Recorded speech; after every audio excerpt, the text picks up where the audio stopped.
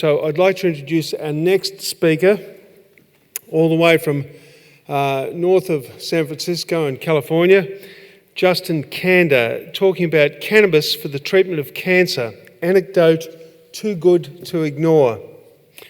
Justin Kander is the Research and Development Coordinator at Aunt Zelda's, a cannabis medicine producer in the United States. He has written several books about medical cannabis and the cannabinoid system. What a word.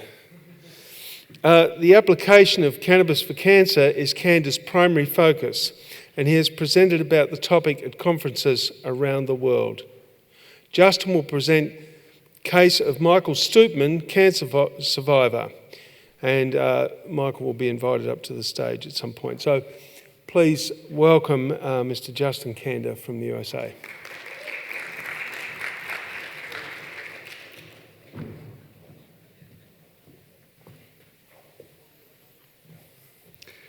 Hello everyone, it's such an honor to be here. This has been an amazing experience.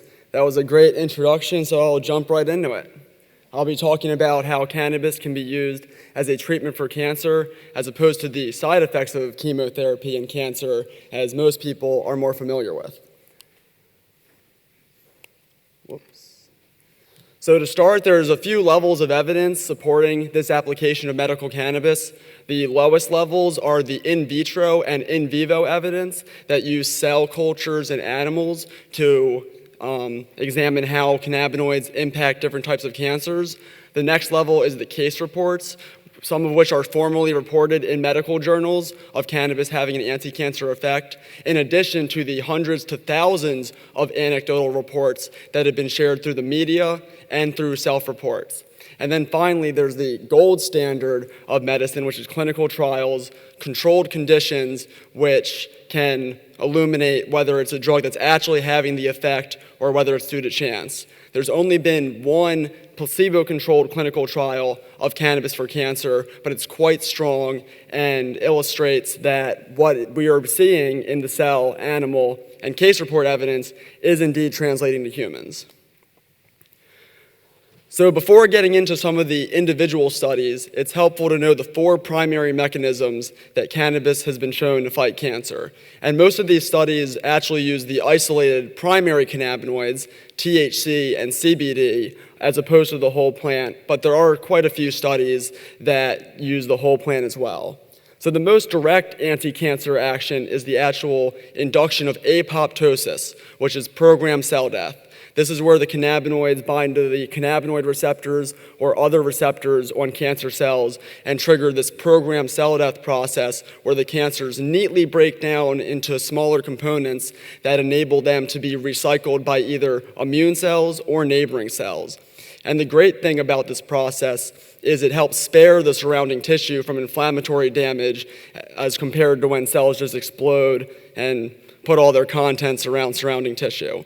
The cannabinoids have also been shown to inhibit the reproduction of cancer cells, limit the formation of blood vessels to tumors, which is a key step in their growth, and stop the metastasis of cancer cells to distant organs, which of course is one of the most dangerous and deadly aspects of cancer.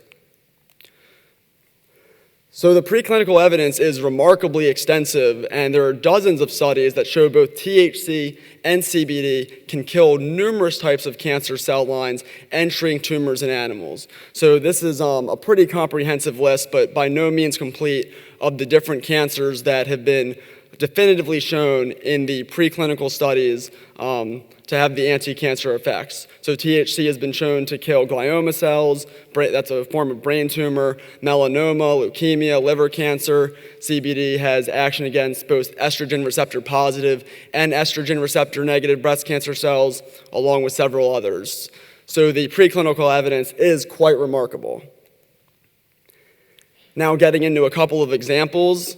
THC has been shown to induce apoptosis in two forms of liver cancer, specifically the most common form, hepatocellular carcinoma.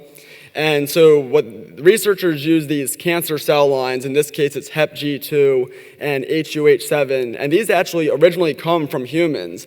HepG2 was from a 15-year-old male, and HUH7 was from a 57-year-old Japanese male. So these do originally come from people, and they're used for research. So in addition to the cell studies, the researchers injected these cells into animals, and then after the tumors developed, administered cannabinoids and found reduced tumor growth. So in addition to THC, they use a synthetic cannabinoid that is designed to activate the cannabinoid receptors, and it's helpful for illuminating the mechanisms of action of how this works. Indeed, it's largely driven by cannabinoid receptor activation, but also the TRPV channels, PPAR gamma, and potentially other receptor-independent mechanisms. So as we all know, there's not one form of cancer. There's many different factors that drive cancers, and cannabinoids work through a wide range of mechanisms to affect different types of cancers. CBD also has anti-cancer effects, been shown to kill 2 types of glioma cells, and along with that in the mice, shrinks the tumors. So similar to the previous study. And this is actually the exact same slide that Dr. Jeffrey Hergenrather shared yesterday that shows the synergy between THC and CBD. CBD alone is not ideal for working with cancer. It's always good to have some kind of balance of THC and CBD. That particular balance will be different among different cancers, but there's always some combination you want. So as you can see, the THC and the CBD alone reduce the viability of the cancer cells pretty significantly, but when you use them together, there's a synergistic effect and very effective. And once the viability hits 0, that's the end of the cancer cell. But it's not just THC and CBD. All the major phytocannabinoids have been shown to have at least some form of anti-cancer activity. And when I say all the major ones, I mean the ones that for now we consider the major ones, like THC, CBD, CBG, CBC, CBN, the varin counterparts like THCV and CBDV. And in addition, the raw unheated cannabinoids like THCA and to a lesser extent CBDA have some anti-cancer effects. So here's a pretty cool chart. It looks kind of complex, but it's actually not too bad. This is the IC50 values of several of the major cannabinoids compared with several different types of cancer cell lines. So just focusing on that top corner of the THC for the MCF7 line, what that's showing is that 14.2 micromoles, which is about 4.5 milligrams of THC, inhibits the proliferation of that cancer cell line by 50%, compared to the control. So this is good for comparing the potential efficacy of different cannabinoids for different cancers. You can see that below THC, so the lower numbers actually indicate greater potency because it takes less of the cannabinoid to inhibit proliferation by 50%. So in this case, you can see the THCA in this case is actually a little bit stronger than THCA or than THC for inhibiting proliferation. You can also see that CBDA, as I said, it was THCA is stronger because the CBDA has many greater than 25 numbers. That was the highest concentration that they used, and even at that highest concentration, it was not able to inhibit proliferation by 50%. Likewise, with that DU145 cell line, that's a type of prostate cancer. That one is generally pretty cannabinoid resistant, and this reflects what is being seen in practice. Some cancers and some people are more resistant to the cannabinoids or completely resistant than others, and there's still a lot more research that needs to go into that. So that's why you should never forego conventional therapy. You don't know if you're going to have a type of cancer that's more resistant. But in general, as you can see, most of the cannabinoids against this broad range of cancers are having an anti-cancer effect. And this also used some whole plant extracts, THC rich and CBD rich. There's no way to know the terpene profiles on that. But in some cases, that was stronger than the isolated cannabinoids, sometimes not. With more research, we'll find whether whole plant or isolated cannabinoids are suitable for different situations. I think that whole plant will probably win out, but it's definitely important to explore the potential for isolated cannabinoids. So in addition to those 4 primary mechanisms, there's a couple other unique anti-cancer effects that cannabinoids may be able to confer. So the first is the ability of CBD, at least in glioma cells, to promote the differentiation of these stem cells. So in gliomas, one of the reasons that they're so resistant is a subpopulation of these stem-like cells, which are very poorly differentiated or undifferentiated, really, that are resistant to chemotherapy. So CBD can actually stimulate the differentiation of them to be more mature, and this primes them for the conventional treatment. And in this particular study, the CBD synergized with a chemotherapeutic agent, which was ineffective by itself to kill the cells. So that's a very promising avenue. There also seems to be a relationship between cannabinoid action and the immune system. So one study looked at the cannabinoids for lung cancer cells and found that CBD, and to a lesser extent THC, increased a molecule called ICAM1 on the lung cancer cells. That stands for intercellular adhesion molecule 1, and it kind of does what it sounds like. It helps the cells adhere to other cells, so it makes it more susceptible or sticky for these special anti-tumor white blood cells to come along and digest the cancer cells. And the researchers found that this cannabinoid-induced increase in this molecule helped the tumor cell elimination by these immune cells. So pretty powerful. But alone, this honestly isn't that impressive because there's a lot of things, a lot of compounds out there, including other natural compounds, that have these anti-cancer effects that don't translate to humans. So what makes cannabis different? Why would this work in humans? And a really big reason is the fact that our own endocannabinoids that all vertebrates make also kill cancer cells through similar mechanisms as the phytocannabinoids. For example, anandamide has been shown to kill several types of cancer also by activating the CB1 receptors, and a mechanism of CBD's action may be its ability, at least in part, to increase anandamide. Even indirectly increasing the endocannabinoids, either anandamide or 2,8-G, has been linked to the prevention of colon cancer in animals. So there's actually, it goes deeper than that, but that's the big picture, that the endocannabinoid system seems to have a role in controlling cancer cell proliferation, which makes perfect sense given its overall function of maintaining homeostasis. Clearly having cancer is falling out of homeostasis, and it makes perfect sense that this would be a manifestation of its homeostatic role. So I'm going to go over a few case studies. This one was reported in the November 2013 issue of Case Reports in Oncology of a 14-year-old female with a resistant form of leukemia that was not responding to chemotherapy or radiation. So they used THC-rich cannabis oil as a last resort. This is actually so old. I think this actually happened in like 2008, 2009, where the terminology hemp oil was still being used. This is not CBD-rich hemp oil or hemp seed oil. This is indeed the THC-rich oil.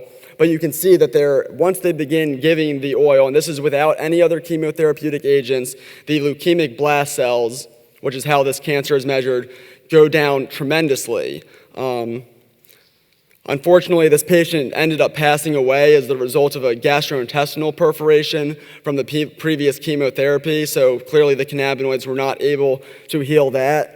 Perhaps if they had been used earlier along with the conventional treatment, that could have been prevented, but the therapy had the cannabinoid therapy, no toxic side effects, increased the patient's vitality, and apparently extended her life pretty significantly. Now, very interestingly, in January 2016, there was a report out of Germany that it basically explored whether you could achieve these anti-cancer concentrations of cannabinoids in the blood. And so it was kind of interesting what they did. They administered dronabinol, which is a synthetic form of THC, and then extracted the blood and used it to culture leukemia cells and found that anti-leukemic effect was maintained. So a lot more research is needed to determine the nanogram per milliliter levels of cannabinoids that are needed for different anti-cancer effects, but this is a great first step. They also tested THC against many different forms of leukemia, since there's not just one, and found that some forms of leukemia were more responsive to THC than others. And they actually referred to that previous case where that patient happened to have a form of leukemia that they found would have been more likely to respond. So there's worldwide support that's building this evidence that cannabinoids are working in humans. And then this was a very recent article this year of a skin tumor reduction, actually reported in the Journal of Pain and Symptom Management.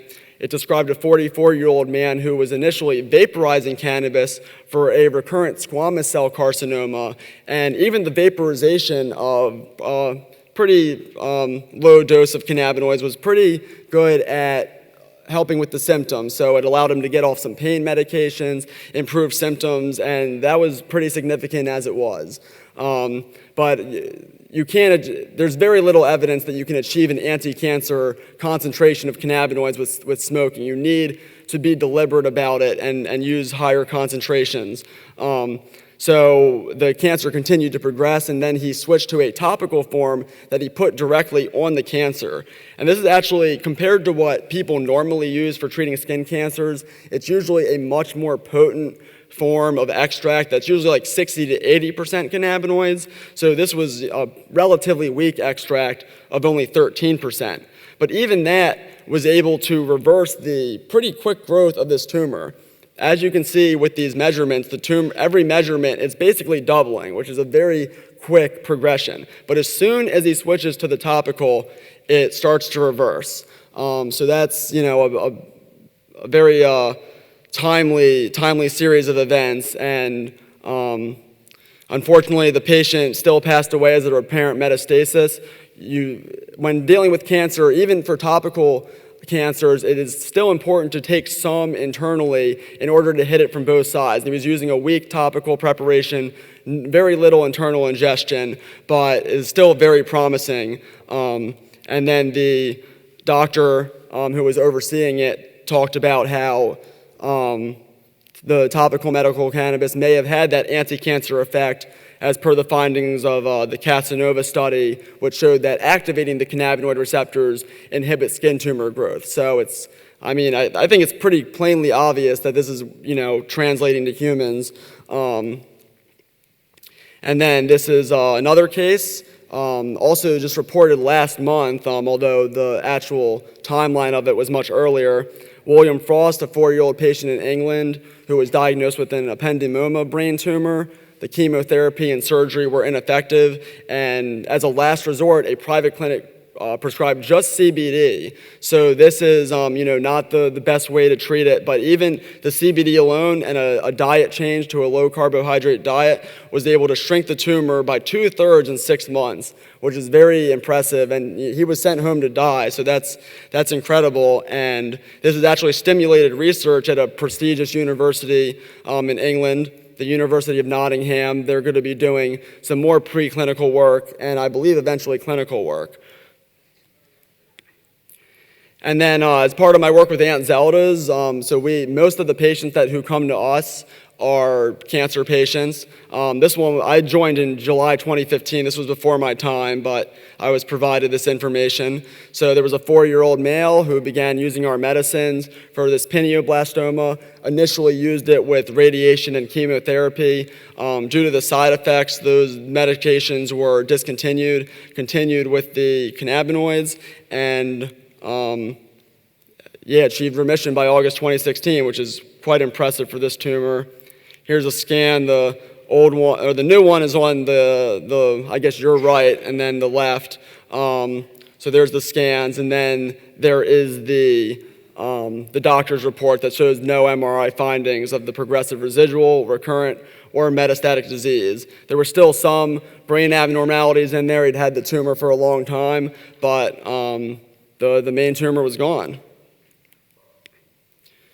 So all this is extremely powerful, but still these are, it's pretty compelling, but they're still in uncontrolled conditions. But now we have the first placebo-controlled trial as of this year, just a few months ago, conducted by GW Pharmaceuticals. It was a pretty small trial that used 21 patients with recurrent glioblastoma, and they were given either THC and CBD along with the chemotherapy or placebo and chemotherapy. So of course the placebo group thought that they were getting cannabinoids, but did not. And the median survival in the cannabinoid group was just over 6 months longer than the just chemotherapy-treated group, which is very impressive for a cancer where 70% of people are dying within 2 years. So these are the controlled conditions that completely back up what's being seen. And another impressive thing is they used what was likely a maximum dose of only 62 milligrams a day. In practice, people who are reporting and seeing these effects need hundreds of milligrams of cannabinoids, like between 100 and 800. The therapeutic range is wide, but this is a very low dose to see that kind of effect. And the preclinical studies consistently show a dose-response relationship, that when you use higher doses, you see a greater anti-cancer effect. So you would completely expect that with higher doses, you would see greater anti-cancer effects, and that is what is being seen in practice. Another thing about the preclinical studies, they also consistently show that the cannabinoids generally only kill the cancer cells while leaving the healthy cells unharmed, and other studies actually suggest they have a protective effect on the healthy cells.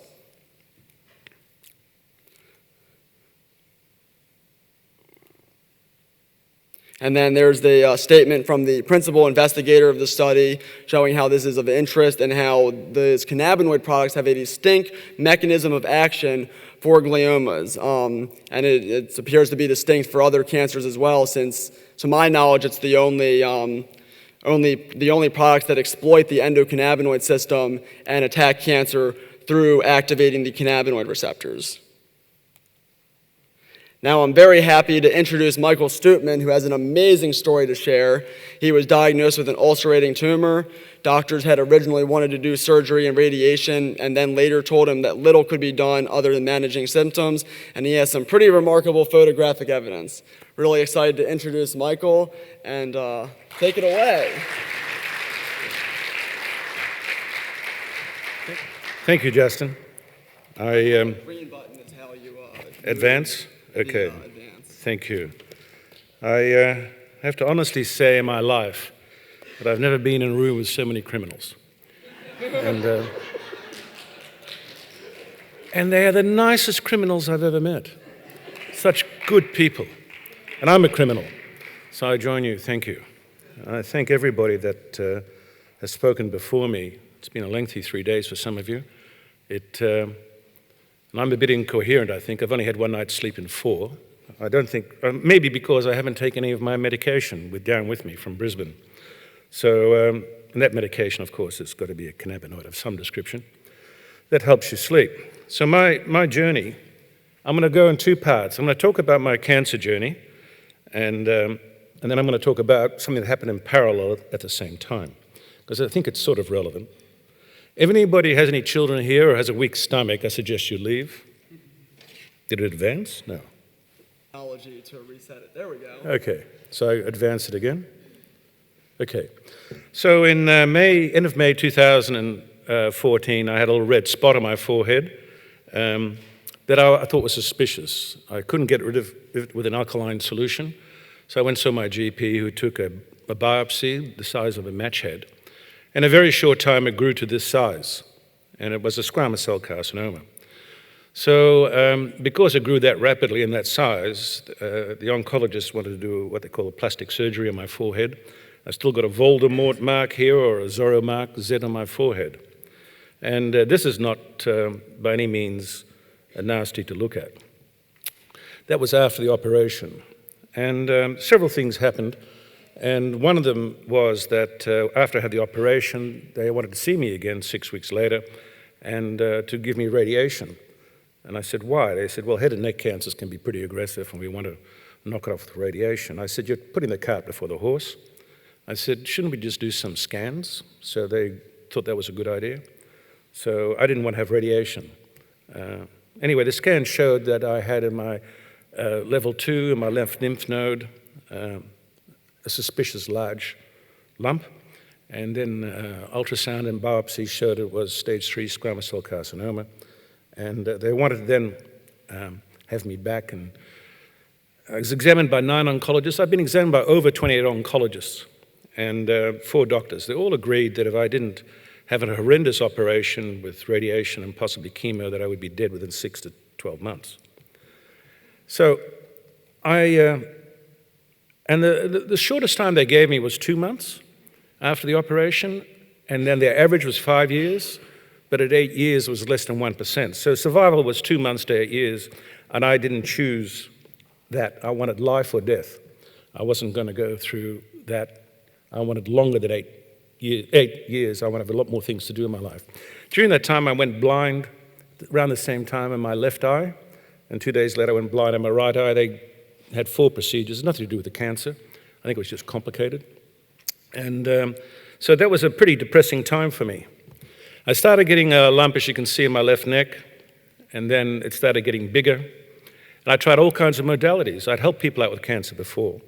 And what happened was I tried every known modality that had an evidence base. And my GP, who was a brilliant, lovely man, kept saying, I'll give you the documents so you can have a scan to see how it's progressing, ultrasounds, etc. But I can only officially say, go back to the oncologist, have this operation. I know you'll be disfigured and disformed. You might not be able to speak. And you'll have limited mobility in your left shoulder because they're going to go through 3 nerves. And all the tissue will be out from there to here, gone. No saliva glands, lymph glands, etc. So, unfortunately, is that visible? Yeah, mine's dark. So it started to break through my skin. The hospitals I went to, the Royal Brisbane, 10 oncologists, or 11 I should say, examined me there, twice at the PA hospital and for the oncologists, and it started to get pretty ugly. So bandages, of course, every day, sometimes twice a day, started to get uglier. At this point, and I knew very well that this cancer could easily eat into my carotid artery, and I would be kaput very quickly if that happened. And on 9th of May 2016, last year, I woke up in the morning and I was feeling pretty pleasant. It was sort of cool. I felt cool. And I just felt a bit of damp here. I touched my bandage and there's blood. I thought, oh. I went to the bathroom, took the bandage off, and my, blood was coming out of my carotid artery. I was raced to an emergency where 3 doctors examined me at the Logan Hospital. One was an ENT surgeon. They looked at me. I said, can you do anything? Can you operate? And they said, we can see right in this hole. We can see the carotid artery. We can see what's going on. If we operate on you, you'll bleed out on the table. So what do you suggest? I said, get your affairs in order. You've got minutes to hours to live.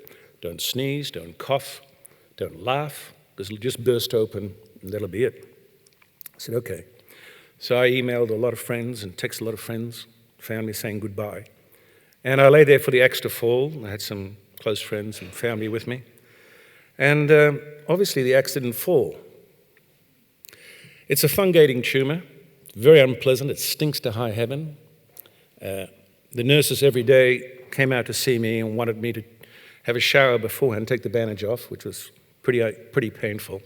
The thing I forget to mention is that first day in hospital when they thought I was going to die, they put me on 520 milligrams of morphine, which I later found out was 20 milligrams less than a lethal dose for my body weight. So they were trying to make my passing easy, and they put a catheter in my vein here, which wasn't connected to anything else. I said, what's that for? And they said, as you're passing, that's what the black towels are for, to mop up all the blood. As you're passing, we'll inject you with anti-anxiety to make your passing easier. I said, I don't think that's necessary. I'm not too worried about death. I've been there before. Anyway, so the unfortunate bit is I was there in hospital for 3.5 weeks. Brilliant palliative care doctor, brilliant palliative care head nurse. Because at emergency they put a bandage on there. Slapped a bandage on there, which was not a non-adhesive bandage because they thought I was going to die anyway, just to try and slow down the blood. And of course I survived. And then there's this bandage stuck to my carotid artery. You can't peel off. The head nurse, brilliant. She came in and started trimming that away and then put 5 layers of other bandages on. And they're still expecting me to die any minute, of course. And I didn't. But after 14 days, 2 weeks, she got down to with trembling hands, she got down to the tiniest, smallest piece of material that was left on the carotid artery, and very carefully over 15 minutes tried to remove it. And I didn't bleed out, which is what they're hoping. I survived. A friend of mine said, thank you. A very close friend said, don't pack up everything, put it into storage, come down and move down to northern New South Wales at Yukai near Mount Warning. He said, I'll look after you. He's a quite well-known identity in Australia in the wildlife community, Dr. Stephen Phillips. And he said, I'll look after you. One of the busiest men I know. And he said, I'll take time off work. You're either going to die with me, or you're going to live. Anyway, because I survived the hospital, but I had a fungating tumor, and he organized the nurses and the doctors, and he warned the Wollumbar Hospital that I'd be coming down. He organized everything. So I stayed at his place, and the morphine robbed me of my mind and my body. I couldn't walk more than 20 meters without a walking stick. And I was on an organic diet that was highly alkaline, purely vegan. And every day I was meditating in good energy and letting the cancer go out. So I did that morning and night when I remembered. And just before I went to hospital, my last resort was I tried every evidence-based modality for nearly 2 years from around the world. And I didn't want radiation and chemo because there was no life in that. So I thought I could fix it. Anyway, it was an aggressive cancer, and I couldn't quite fix it. And my last resort, because believe it or not, ladies and gentlemen, I'm against drugs. And I would have been one of the most highly medicated people around. Addiction specialists, even in Canberra, had nobody, my GP organized a psychiatrist to help me with the addiction because the morphine was very, very hard to get rid of. And there's an addiction specialist in Canberra, and he rang around. What a great guy to find out what could be done. Nobody had come down from that. It was it's just an end-of-life lethal dose, just about. So I'm in Yukai, next to Mount Warning, where the energy is beautiful. I'm staying there, and this tumor in my neck, and I organized as a last resort, I organized this stuff called CBD and THC. It's another drug, and I thought, I don't want drugs. But I started to be given it in hospital, quietly, by friends and family, and because Steve drove up from Northern Rivers and brought it to me. I'd researched it about a month before I ended up in hospital. And I wanted something that was going to be really quality controlled.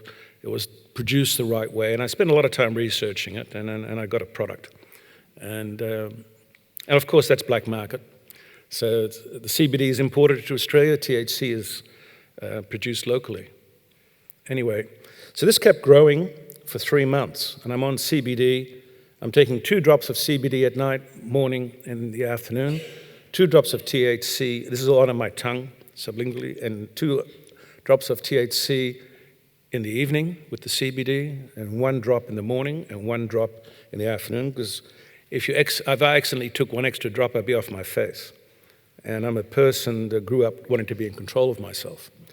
Now, I'm not against being off your face and having a good time, but I didn't want to be off my face at that stage at all. I had enough trouble keeping my act together.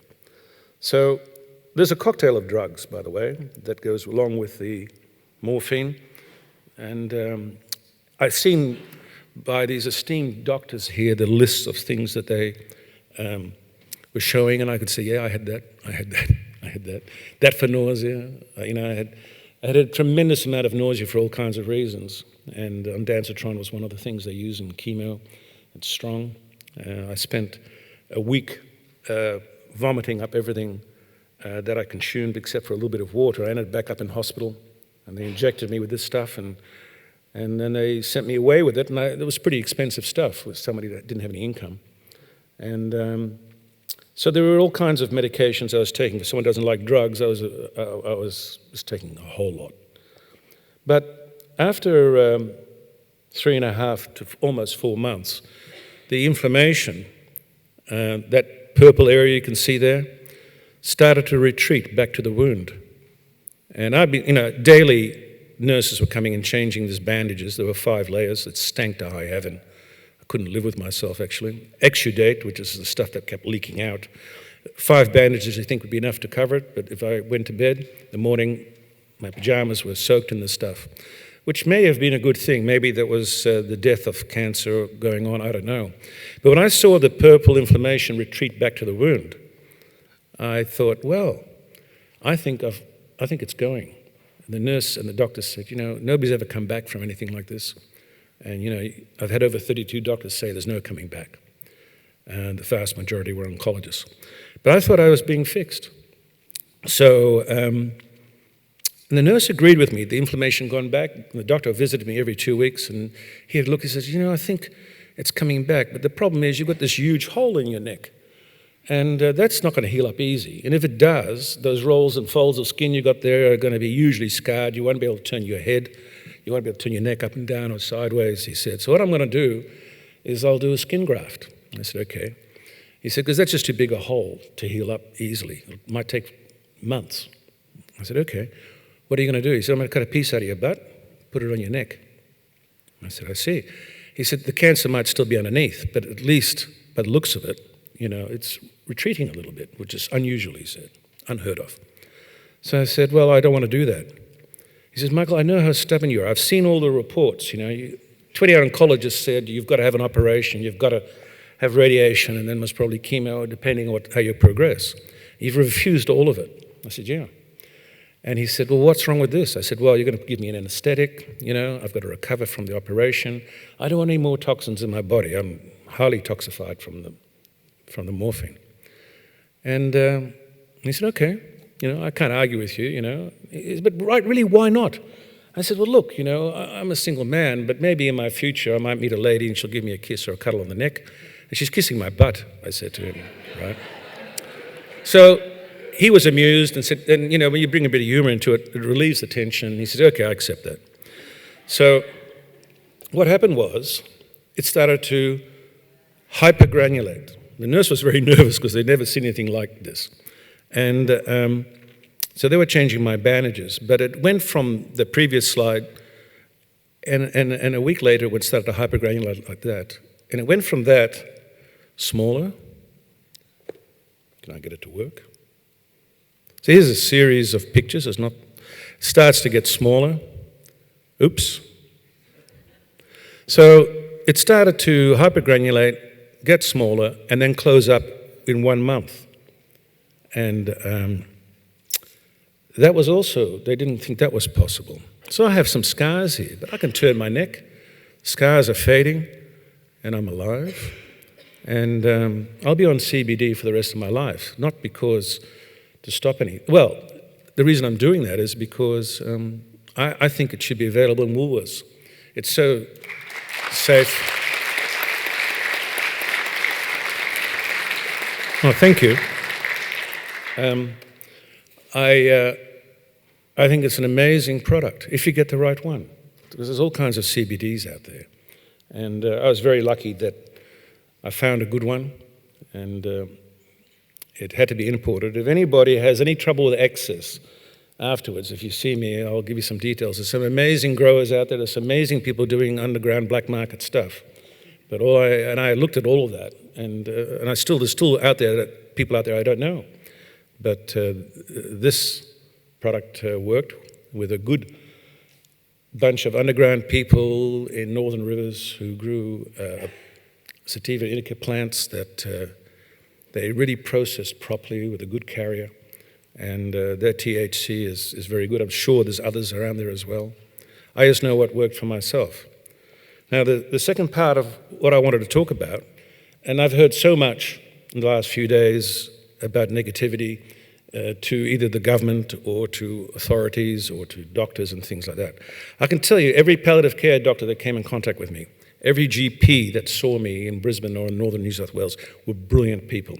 They helped me tremendously. They still towed the line because they legally couldn't do anything else, but they helped. One of the things that helped, my GP in Brisbane helped me in the following way. When the oncologists in Brisbane said they wanted to do this operation, cut me from here to here, across here, down here, take all my flesh out, and then be on hospital for 2 weeks, and then go home for 5 weeks and come back and have radiation for 6 weeks. Then I said, you know, how long? 2 months is the shortest, 5 years is the average, 8 years is nothing, just about. So I rejected that to their great surprise. And they said, well, if you don't do that, our prognosis is you're going to be dead in 6 months to maybe 12 months. So I'd accept that. My GP said, you choose mortality over morbidity. I said, correct. But I'm an arrogant bastard, and I think I can fix this. I was sort of wrong. I'd helped people out before with my knowledge. My father had inoperable lung cancer. I fixed that, and, you know. So I thought I could fix this myself.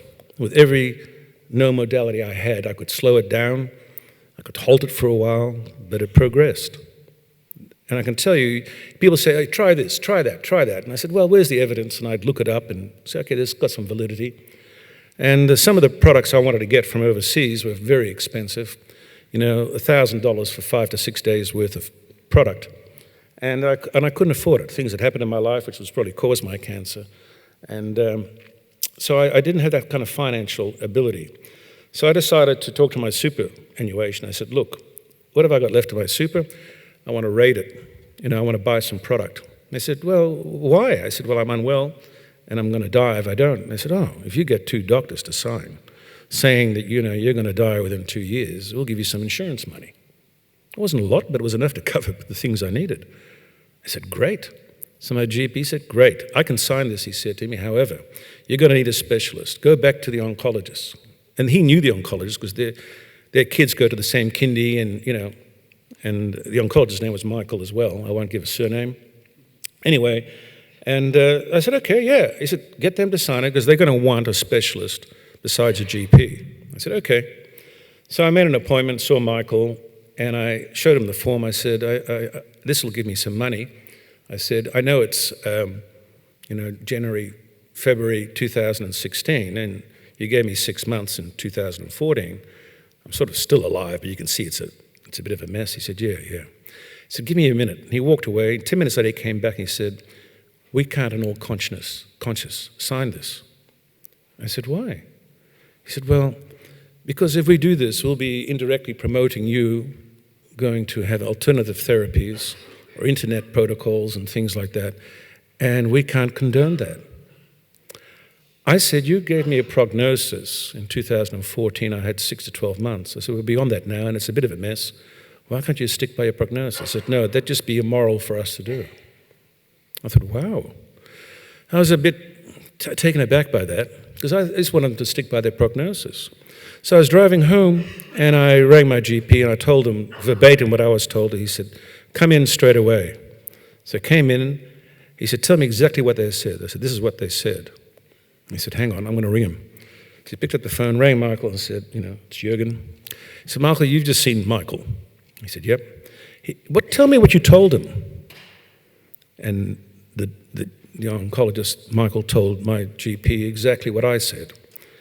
And my GP, who's never criticized any other doctor in his life, said, you know what? He said to my oncologist, he said, it's none of our effing business what he uses the money for. He can use it on hookers or a new car. It's got nothing to do with us. All you've got to do is stick by your prognosis, right? That's all that's involved here. He listened for a while and hung up, and he said to me, okay, they want to see you again tomorrow. I said, oh, great, they're going to sign. He said, who knows, but they want to see you again tomorrow. I said, great. So I brought my paperwork along, made an appointment for tomorrow to see Michael, and I thought I was just going to see Michael, and he's going to have a talk with me and sign the paperwork. Then I was going to go back to my GP for him to sign. So I'm in there, and they said, would you go to that room there? I said, I've been to that room once before. I said, you know, they said, yes, we're going to have another team of 10 oncologists examine you, and then we'll tell you what we're going to do. I said, okay. So you're there for another few hours as they come and check your teeth, you know, your nasal passages, things stick like a colonoscopy thing up there, and check everything out, and they palpitate you and do all kinds of things, and chemo expert comes in, radiation expert comes in, they all talk to you. And then a couple of hours later, then they present to you what their conclusions are, again. So I've had, at that point, over 20 oncologists examine me. And Michael said, okay, everybody says the same thing, we can cure you. I said, oh, thank goodness. I said, that's brilliant. I said, I'm going to tell the TVs, career mailers, you guys are fantastic. It was sort of half sarcastic, but I said it in a way that he didn't realize it.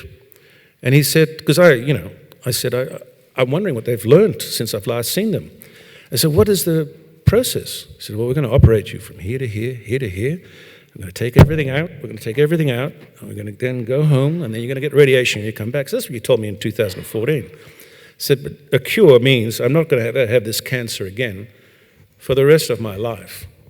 He said, oh, no. We call a cure 5 years. That's the average, and that's what we call a cure. So we hope you'll survive 5 years. I said, we're back to square one again. I said, okay, well, I'm not going to go down that way. Would you please sign the documents? He said, no, because we can cure you.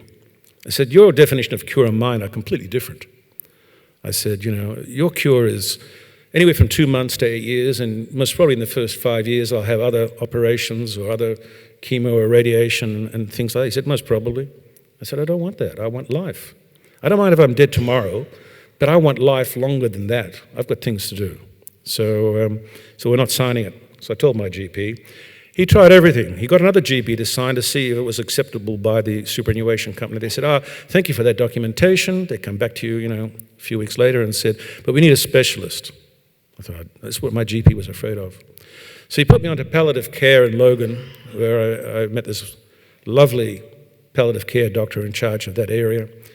And he listened to everything he said, and he looked at me, and he looked at the wound, he said, there's no way you're going to be alive even in 3 months, he said to me. So I'll have no problem signing it. So he signed it. He said, you know what the danger is with your wound? I said, yes. He said, what is it? I said, it's going to eat in my carotid artery and I'll be dead within minutes. He said, so you know. I said, it's pretty logical. So he said, yeah, well, I hope it doesn't happen, but it's going that way. Thank you for the bell. That's a good sound. Anyway, 1 month later after that, I was in his hospital, supposedly dying. And what had happened did happen. The process, I'm going to be a bit rude. I'm going to go just 1 second over. So Michael, who was head of that department, escalated the information to his boss, who's an associate professor at the PA hospital, who wrote a letter to myself and to my doctor, 3 letters in total. And he had in this first letter 22 points of inaccuracy. He said slanderous things. He said, he talked about this. He talked that they recommended what they wanted to do. And he said, he's never met me, this professor. He has been the CEO of a building company, apparently, and is apparently a pretty intelligent man otherwise. He said I had other things going on which were incorrect. There are a lot of inaccuracies. And he wants us to write a letter that he has a terminal illness. I don't want him to write a letter, I just want him to sign the form, so he can get some of his money from a superannuation fund. Fortunately, at the moment, Mr. Stoopman has a very curable cancer. If he would embark on normal treatment, but at this stage it's big, right? And there are legal and social issues involved in a patient accessing superannuation money at the time of refusing to go down the pathway of treatment, okay? So he said, I still have a curable lesion. If he continues to ignore our advice, his lesion will eventually kill him. Correct. All of us will die of terminal illness. Incorrect. At the moment, Mr. Stoopman is trying to engineer his curable lesion to become a terminal illness. I'm going to engineer my cancer. Now, this professor went through a quarter of what I went through, which I haven't described. Really, the nausea, the vomiting, the diarrhea, wearing nappies for 10 days, the agony every day, even though I was on morphine, when that wound had to be cleaned by myself and nurses, it was a desk-thumping pain. And, and having no mind, the morphine just robbed me of my mind and body. And it took me 7 months to get off that. I got off it last month. They put me on antidepressants during that time, because morphine does that. I was thinking about the past, and I was depressed, and then I was thinking about the future. I had anxiety. So they gave me all kinds of medications just piled up. And I'm just about to get rid of everything by one at the moment, which I'll get rid of in the next few weeks. He kept on going, and also threatened my GP. I'm trying to engineer this thing. I wouldn't wish him a quarter of what I went through. The clinic unanimously felt that legally and morally, we could not say this man currently has a terminal illness, although they all said that I did have. They gave me 6 to 12 months if I didn't do what they said. So there are social and legal ramifications to him accessing this money in the future. There may be significant difficulties for any doctor who calls this illness at the moment a terminal illness. Second letter says, I'm not going to stop because you've rung the bell. The second letter says to my doctor, I see you still have a continuing interest in your patient. Because he said, you're entitled to another opinion, so they put me onto the Royal Brisbane. And of course, they pull up my file there. 11 oncologists examined me there, and the head guy there looked at this file and it has all the letters of Professor Perry, including all the directors of his hospital and other hospitals, warning them, right, that anybody, signing that document could be morally and legally in trouble. So they became very nervous and didn't sign it. So there are letters from this professor and the people he's copied in, which are libelous. So do no harm. If they had signed that paperwork and I'd gotten the money quicker and I was onto CBD and THC quicker, I wouldn't have gone through hardly anywhere near as much as what I went through. And the delays in that caused all kinds of implications in my life. And now I'm dedicating it to try and help people. The next half of my life or a third of my life is going to be talking and helping to people. I'm just going to talk about my own experience. They can do their own research. If people want to know where they can get it, I can only tell them from where I got it, which is highly researched. I'm sure there are many people out there making a good product. So that's in brief my story. There's more to it, but I'll leave it at that.